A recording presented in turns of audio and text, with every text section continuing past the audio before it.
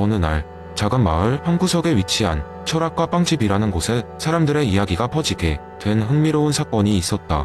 이 빵집은 단지 맛있는 빵을 파는 곳이 아니었다. 주인이자 빵을 굽는 철학자인 공호 씨는 빵을 만들 때마다 철학적 메시지를 전하는 것으로 유명했다. 이곳에서는 매일매일 다른 철학자의 이론을 기반으로 한 빵이 구워졌다. 어느 날은 존 로크의 백기설을 주제로 삼은 날이었다.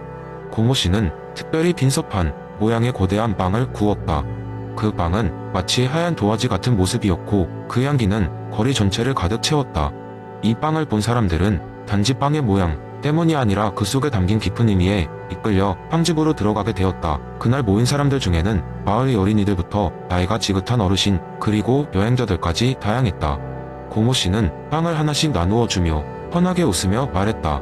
여러분, 이 빵은 마치 우리의 마음과 같아요. 처음에는 아무것도 없지만 여러분이 어떤 경험과 감정을 더해가면서 자신만의 독특한 맛을 만들어낼 수 있답니다. 어린 아이들이 눈을 반짝이며 물었다. 그럼 이 빵에 뭐든 올릴 수 있는 건가요? 공호 씨는 빙그레 미소 지으며 대답했다. 그렇지? 처음부터 빵은 아무런 맛도 없지만 너희가 좋아하는 재료를 더할 수 있어.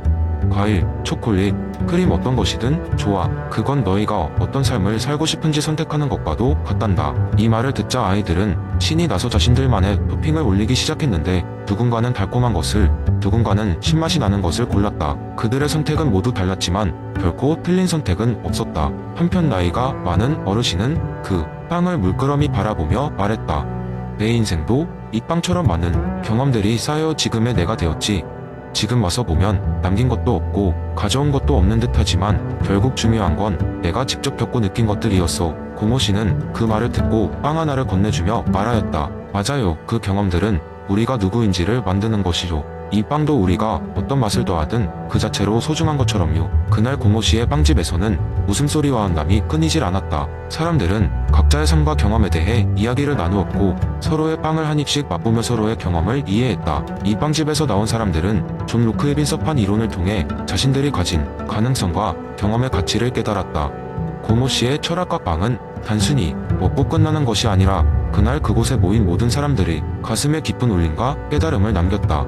그리고 그 메시지는 마을 곳곳으로 퍼져나가 많은 이들에게 삶의 향기를 찾게 해주었다. 그날의 웃음과 대화는 한편이 따뜻한 이야기로 남아 사람들이 서로를 좀 더 이해하고 사랑하게 만드는 작은 씨앗처럼 자라났다. 두 번째 이야기, 한때 자그마한 마을에 사는 사람들이 있었습니다. 이 마을은 고립되어 있어서 외부 세계와의 연결이 거의 없었죠. 그 때문에 사람들의 삶은 늘 같은 방식으로 흘러갔습니다. 아침에 일어나 농사를 짓고 저녁에는 모닥불 주위에 앉아 이야기를 나누는 것이 그들의 일상이었습니다. 이런 반복적인 삶에는 편안함이 있었지만 동시에 지루함과 답답함도 함께였습니다. 그러던 어느 날 벼랑간 이 마을에 사건이 찾아옵니다. 마을의 중심 광장 한복판에 정체불명의 커다란 구조물이 나타난 것입니다. 아무도 그것이 어디서 온 것인지 알지 못했습니다. 구조물은 지극히 현대적이었고 마치 외계 문명의 산물처럼 보였습니다. 주민들은 혼란스러워하며 그 주위를 맴돌았지만 누구도 감히 가까이 다가가 보려 하지 않았습니다. 시간이 흘러도 구조물은 사라지지 않았고 사람들은 그것을 매일 보며 서서히 호기심을 느끼기 시작했습니다. 마침내 한 젊은 청년이 용기를 내어 구조물에 더 가까이 다가가 보기로 결심했습니다. 그의 이름은 리오였습니다. 리오는 항상 새로운 무언가를 꿈꾸던 이였지만 이러한 변화가 그의 삶에 찾아올 것이라고는 생각지도 못했습니다. 리오가 구조물에 가까이 다가가자 구조물이 한 면이 천천히 열리며 그를 안으로 초대하는 듯 보였습니다. 리오는 약간의 두려움을 안고 구조물 내부로 들어갔습니다. 그곳에서 그는 놀라운 광경을 목격했습니다. 살면서 한 번도 본 적 없는 수많은 이미지가 허공에 떠다니고 있었으며 각 이미지마다 자신만이 이야기를 전해주고 있었습니다. 어떤 이야기들은 먼 과거의 것이었고 또 어떤 이야기들은 상상할 수 없는 미래의 모습이었죠. 리오는 그곳에서 몇 시간을 보내며 스스로에게 질문을 던졌습니다. 나는 누구인가? 무엇을 위해 살고 있는가? 그리고 어떻게 나의 삶을 더 의미 있게 만들 것인가? 그런 질문들은 그가 여태까지의 삶에서 한 번도 던져보지 않은 것이었습니다. 그의 마음속에는 불꽃이 튀었고 그것이 바로 바디오가 말한 진리의 순간이 아니었나 싶었습니다. 다시 바깥 세상으로 나왔을 때 리오는 마을 사람들에게 구조물에서 경험한 놀라운 이야기들을 전했습니다. 처음에 사람들은 그의 말을 믿지 않았으나 점차 그의 열정에 감화되어 하나둘 구조물로 향하기 시작했습니다. 그리고 구조물은 마을 사람들 각자에게 저마다 다른 진리의 순간을 선사했습니다. 그 후 마을은 변하기 시작했습니다. 사람들은 새로운 눈으로 자신의 삶과 주변 세계를 바라보게 되었고 머지않아 그 변화는 곳곳에 스며들었습니다. 급기야 마을은 창의적인 에너지로 가득 차게 되었으며 주민들은 이제까지 상상하지 않았던 다양한 방식으로 세계와 소통하기 시작했습니다. 그들은 외부와 교류하며 새로운 문화를 접하고 생산적인 방법들을 배우며 마을을 더욱 풍요롭게 만들어갔습니다. 이 사건을 통해 마을 사람들은 깨달았습니다. 사건은 사람들에게 새로운 가능성을 열어주며 기존의 질서를 깨부수고 새로운 삶의 방식을 제안할 수 있다는 것을 말이죠. 그들은 구조물이 어디서 왔고 누구에 의해 지어졌는지에 대한 대답을 찾는데 그리 큰 흥미를 두지 않았습니다. 대신 그들에게 중요한 것은 사건이 그들의 삶을 어떻게 변화시켰는가 하는 것이었습니다. 리오는 자신의 용기 있는 선택이 가져온 변화를 보며 미소를 지었습니다. 이것이 바로 사건의 힘이었다고 그는 확신했습니다. 그리고 자신이 앞으로도 어떤 사건을 통해 변화할지 기대하며 하루하루를 살아갔습니다. 마을은 더 이상 고립된 곳이 아니라 늘 변화와 혁신을 맞이할 준비가 된 곳으로 탈바꿈하게 되었습니다. 세 번째 이야기. 한때 작은 마을에 살던 사람들은 어느 날 큰 논쟁에 휘말렸습니다. 그 논쟁의 발단은 매우 단순한 사건에서 시작되었죠. 바로 마을 한가운데에 위치한 커다란 나무에 대한 해성 문제였습니다. 마을의 중앙에는 아주 오래된 떡갈나무가 있었는데 마을 사람들은 이 나무를 사랑했습니다. 이 나무는 아이들이 그네를 타며 즐기기도 하고 나이 든 이들이 그 아래서 더위를 피하며 담소를 나누기도 하며 마을의 역사를 그대로 지켜봐온 듯한 존재였습니다. 그런데 어느 날 신비로운 사건이 벌어졌습니다. 나무의 잎 중 일부가 파란색으로 변하기 시작한 것입니다. 처음엔 나무에 무슨 문제가 생겼다고 생각했지만 날이 갈수록 그 파란 잎들은 더욱 선명해졌고 사람들은 점점 그 원인이 무엇일지 궁금해졌습니다. 마을에는 두 명의 유명한 인물이 있었습니다. 하나는 과학자인 수호, 다른 하나는 철학자인 은서였습니다. 수호는 나무가 어떤 화학적 반응에 의해 변한 것이라고 주장했습니다. 그는 토양 샘플을 가져와 다양한 실험을 하며 나무 변화의 과학적 근거를 찾으려고 했습니다. 그러나 은서는 이 현상을 자연의 경이로움이라고 부르며 사람마다 그 의미를 다르게 해석할 수 있다고 주장했습니다. 수호가 이변의 원인을 설명하기 위해 연구실에서 화학 반응과 광합성 작용을 설명할 때 은서는 나무 아래 마을 사람들을 모아놓고 길버트 하먼이 관찰해 이론적으로 포화된 특성에 대해 이야기했습니다. 여러분, 우리는 이 나무를 단순한 자연현상의 결과로 보기도 합니다. 이는 수호 선생님의 접근 방식이죠.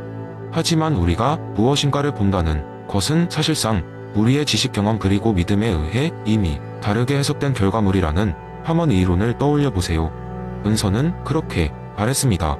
각자가 이 나무의 변화를 어떻게 받아들이고 어떤 의미로 보는지는 우리 각자의 삶의 이야기와 연결되어 있다는 것입니다. 마을 사람들은 다양한 의견을 나누기 시작했습니다. 어떤 이는 파란 잎을 보며 어머니가 어린 시절 해주신 이야기를 떠올렸습니다. 그 이야기는 파란 나무가 행복을 가져다 준다는 전설이었습니다. 다른 이는 이 변화를 보며 자신의 자녀가 처음 학교에 들어갔을 때의 설렘을 떠올렸습니다. 사람들은 점점 나무가 전하는 메시지를 각자의 방식으로 해석하기 시작했고 이는 곧 마을 공동체의 새로운 놀이가 되었습니다.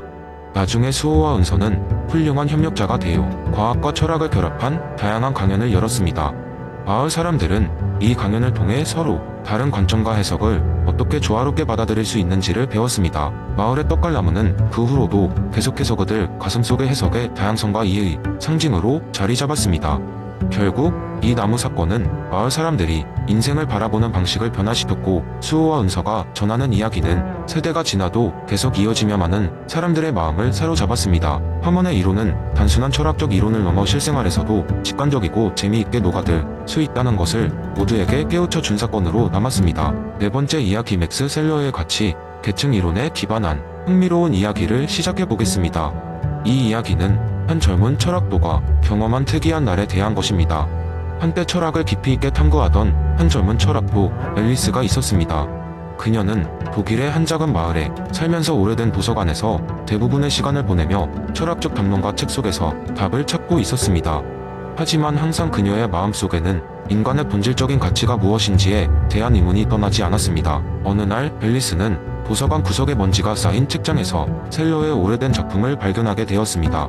책장을 펼치자 종이 한 장이 슬며시 떨어졌고 그것은 셀러가 남긴 미완성의 글로 보였습니다. 글에는 가치, 계층 이론이 복잡한 수식과 함께 삶의 궁극적인 목적에 대한 철학적 고찰이 엉켜 있었습니다. 그 글을 읽으면서 그녀는 셀러의 가치, 계층 이론을 좀 더 체험적으로 이해하고 싶다는 생각이 들었습니다. 그러던 중 기적처럼 그녀에게 신비로운 경험이 찾아왔습니다. 박물관에서 일하던 친구의 소개로 앨리스는 같이 미로라는 독특한 설치 미술 체험 전시회를 방문하게 된 것이었습니다. 이 미로는 셀러의 가치, 계층 이론을 눈으로 보고 몸으로 느낄 수 있도록 설계되어 있다고 했습니다. 전시회의 첫 단계는 쾌락적 가치라는 이름이 붙은 구역이었습니다. 이곳에서는 각종 맛있는 음식, 편안한 의자, 온갖 종류의 오락시설이 그녀의 모든 감각을 자극했습니다. 앨리스는 이 유혹들 속에서 자신도 모르게 그냥 시간을 보내고 싶다는 생각을 했지만 문득 셀러의 이론이 떠올랐습니다. 그녀는 스스로에게 잠시 즐기되 여기서 머무르지 않겠다고 다짐했습니다. 그 다음 구역은 생명 가치를 탐험하는 곳이었습니다. 그곳에서는 자연의 아름다움과 다양한 생명체의 경이로움을 느낄 수 있었습니다. 이곳에서는 인간의 생명뿐 아니라 환경과 생태계의 중요성을 돌아볼 수 있었습니다. 앨리스는 생명의 가치를 느끼며 인간과 자연이 조화를 이루어야 함을 깨달았습니다. 세 번째 구역은 정신적 가치의 영역이었습니다.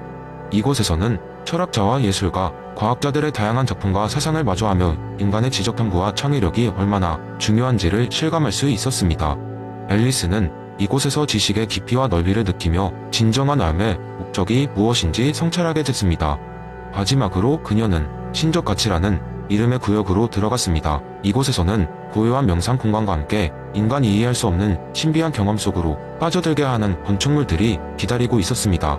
앨리스는 비로소 자신의 내면 깊숙이 잠재된 신성과 연결되는 느낌을 받으며 가장 높은 수준의 가치는 인간을 초월할 수 있는 무엇인가라는 셀러의 생각을 이해하게 되었습니다. 그날 미로를 빠져나오며 앨리스는 모든 가치가 각자 의미를 지니고 있으며 그 사이의 위계 속에서 인간이 더 높은 차원의 가치를 추구하며 살아가야 한다는 점을 깨달았습니다. 이후 그녀는 철학적 사색뿐 아니라 실천을 통해 자신과 타인의 삶에 긍정적인 영향을 미치는 일을 시작하게 되었습니다. 그리고 그 순간들을 통해 매일 매순간 가치의 중요성과 위대함을 새롭게 발견해갔습니다. 이렇게 해서 앨리스의 하루는 셀러의 가치 계층을 깊이 체험한 날로 기억되었고, 그날의 경험은 그녀의 삶과 철학에 큰 방향성을 부여했습니다.